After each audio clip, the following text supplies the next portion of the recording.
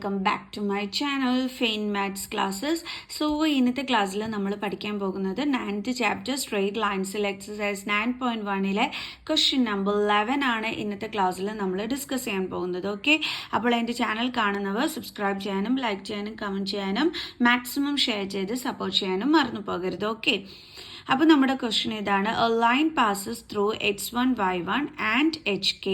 If the slope of the line is m, show that k minus y1 is equal to m into h minus x1. Okay, അപ്പോൾ എന്താണ് നമ്മുടെ ക്വസ്റ്റ്യനിൽ പറഞ്ഞിരിക്കുന്നത്?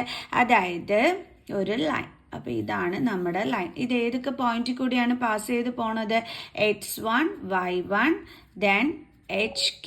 ഈ ഒരു പോയിന്റിൽ കൂടിയാണ്, ഈ രണ്ട് പോയിന്റിൽ കൂടിയാണ് പാസ് ചെയ്ത് പോകുന്നത്. ഈ സ്ലോപ്പ് ഓഫ് ദി ലൈൻ എന്ന് പറയുന്നത് എന്താണ്? M. Show that K minus 1 is equal to M into H minus x1.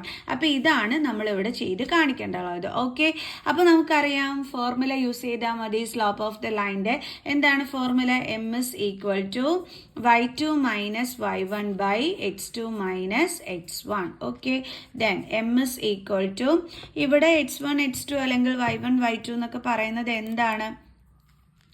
ഇത് x1, ഇത് y1, ഇത് x2, ഇത് y2. ഓക്കെ, അപ്പോൾ y2 എന്ന് പറയുമ്പോൾ k ആണ്. അപ്പോൾ k മൈനസ് y1 എന്ന് പറയുന്നത് ഇവിടെ ആരാണ്? y1 തന്നെയാണ് അല്ലേ?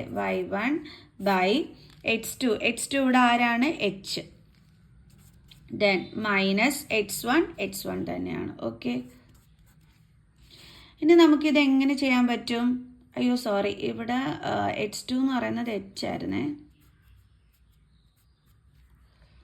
ഇനി എങ്ങനെയാണ് നമ്മൾ ഇത് ചെയ്യേണ്ടുള്ളത്? അതായത് ഇവിടെ എന്തുണ്ട്? ഡിനോമിനേറ്റർ 1 ഉണ്ട്. സോ നമ്മൾ എന്ത് ചെയ്യണം? ക്രോസ് മൾട്ടിപ്ലൈ ചെയ്യണം അല്ലേ?